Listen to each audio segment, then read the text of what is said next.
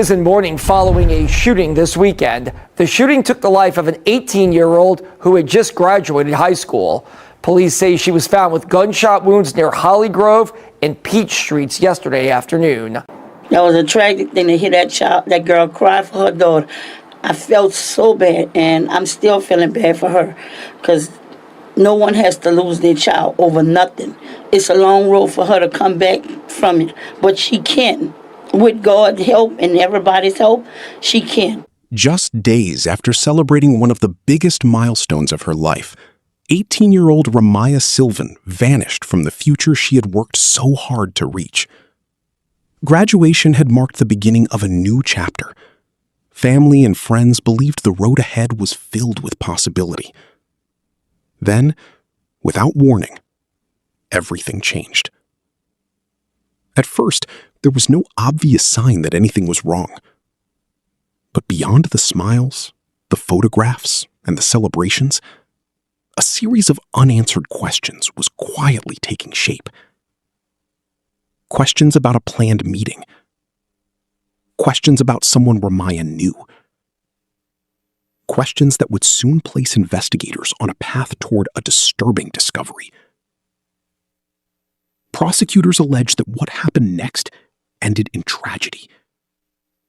And as the details slowly emerged, one haunting question remained. What really happened to Ra'Mya Silvan? As some of you may know, my birthday was December 4th, and I really wanted to do a birthday haul for you guys, but finals week was like the week I got back from my birthday. Everything was just like a lot going on. I had performances for grades. Stuff was going crazy, y'all. So I'm about to show y'all what I got for my birthday. And yeah, first I'm gonna start off with some smell goods. The first gift I got was Daisy Marc Jacobs perfume. I'm gonna show you how it looks. This perfume I had before, but I got it from my mama because she had bought another one that she liked and she just gave me this one.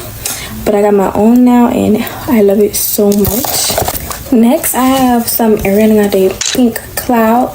This is actually already on my vanity for display because I just love this baby so much. You know, I had the pair right next to my blue one. I like the blue one too. I think I like the pink one a little bit more. Next, I have some things that I bought myself for my birthday.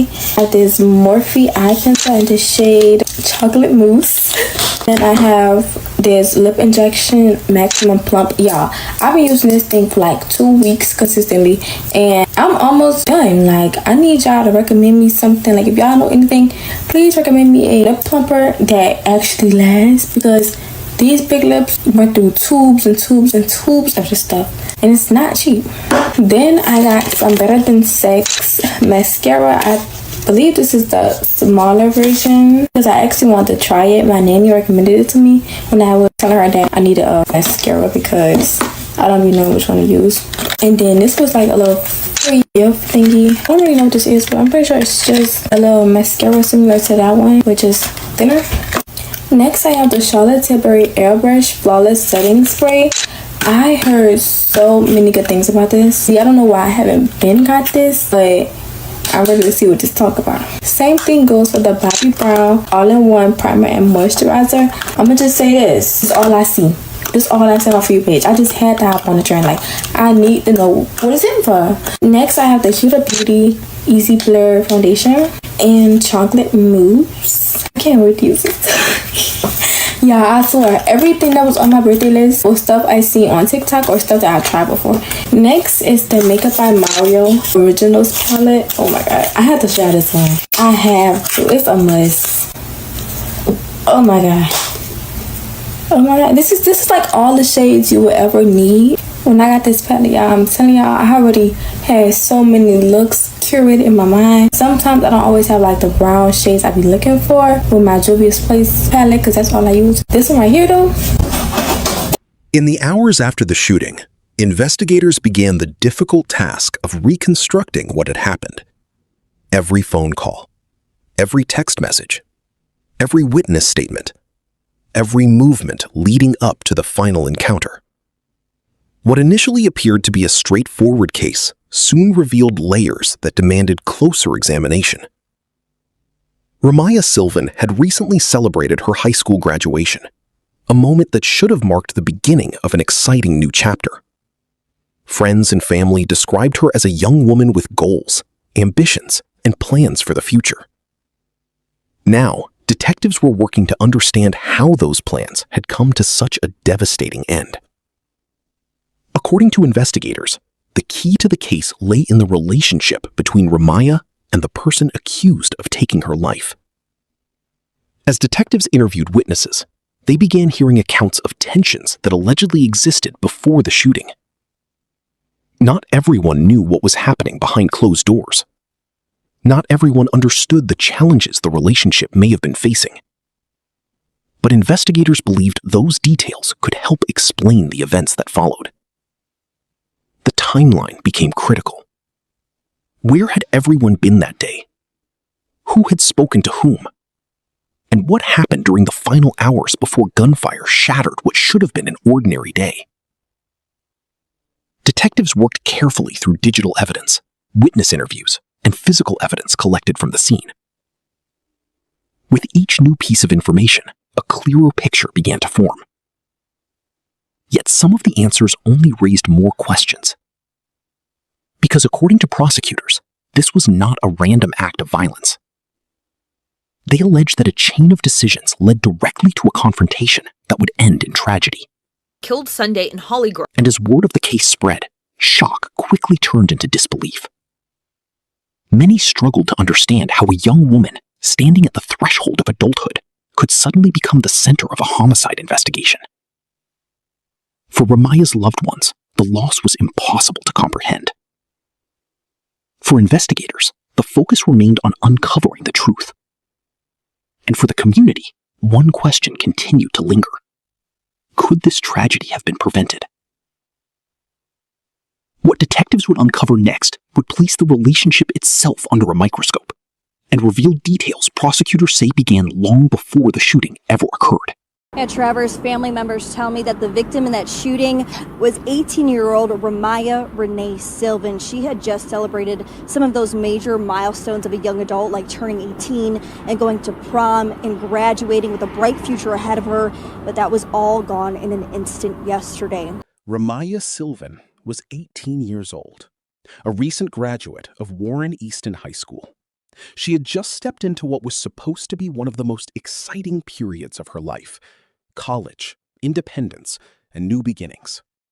Teachers described her as bright, focused, and full of potential.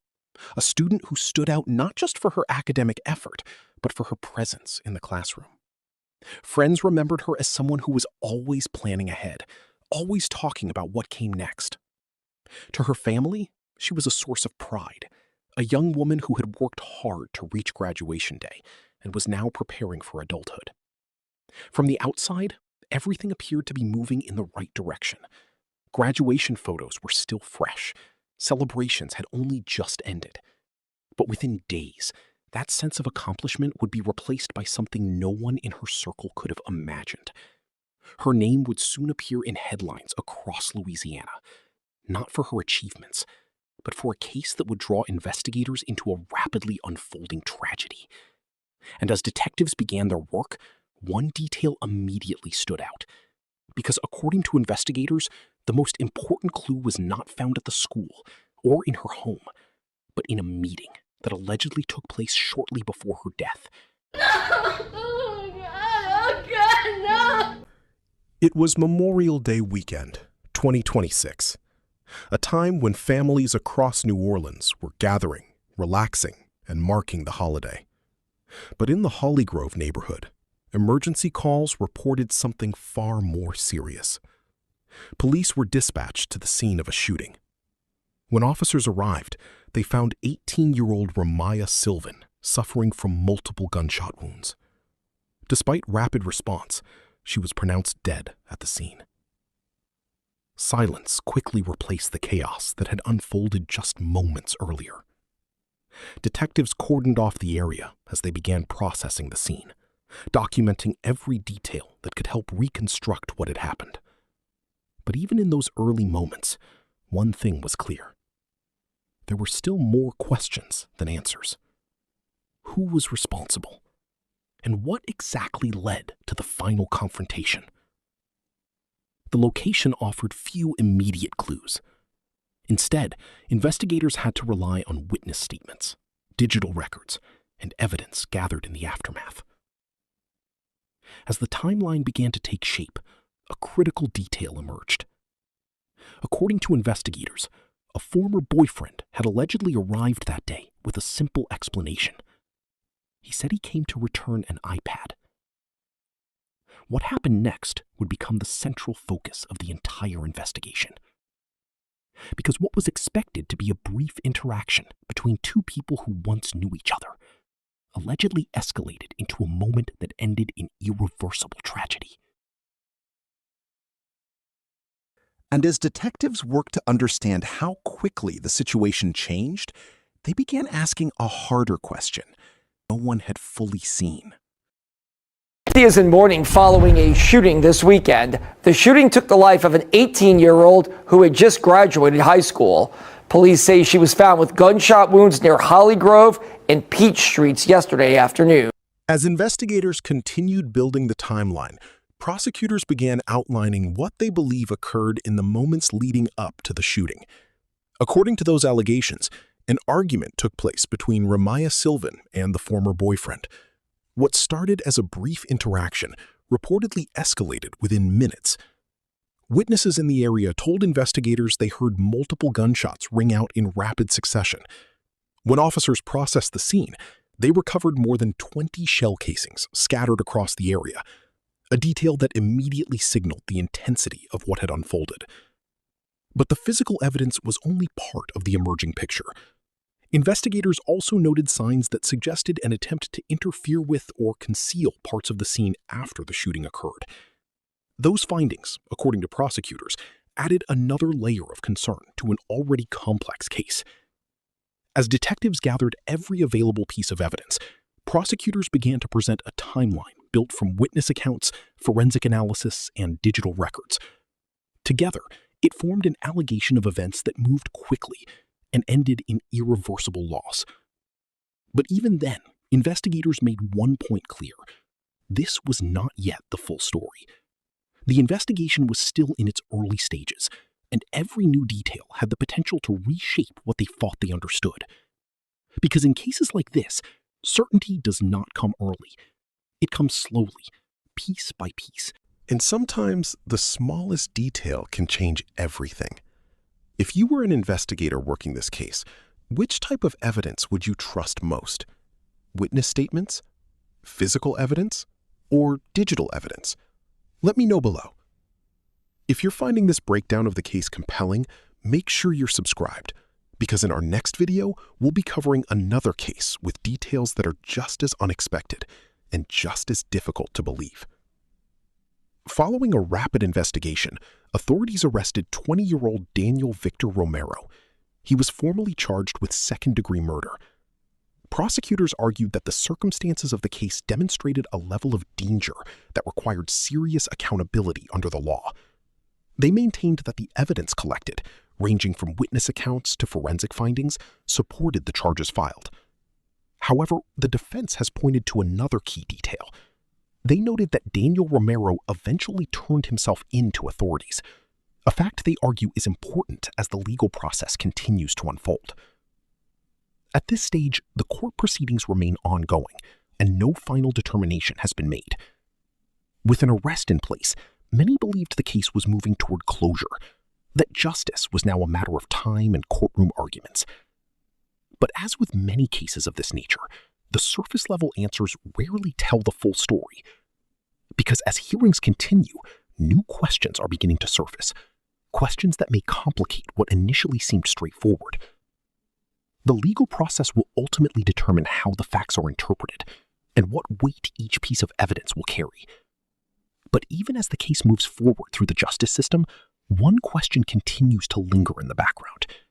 And it is the same question that has followed this case from the very beginning, whether there were warning signs, subtle or visible, that existed long before the tragedy unfolded. Signs that, if understood differently at the time, might have changed everything that followed. For now, those answers remain uncertain, and the full truth will depend on what the court ultimately decides as the case continues to develop. Perhaps the most heartbreaking part of this story is not just what investigators uncovered, it is the future that will never be lived. Just days before her death, Ra'Mya Silvan had walked across a graduation stage and received her high school diploma. She was preparing for college, making plans, looking ahead to everything adulthood was supposed to bring. A future that, to everyone around her, felt just within reach. Now, her family, friends, and community are left with memories instead of milestones. Remembering a young woman whose life ended far too soon, under circumstances that continue to raise difficult questions. And as the case moves through the legal system, those closest to her are left searching for understanding in the aftermath of an unimaginable loss. Now, I want to hear your opinion. Do you think enough is being done to recognize the warning signs of relationship violence among young people? Leave your thoughts in the comments. And if you enjoy serious true crime documentaries like this, subscribe so you don't miss our next case.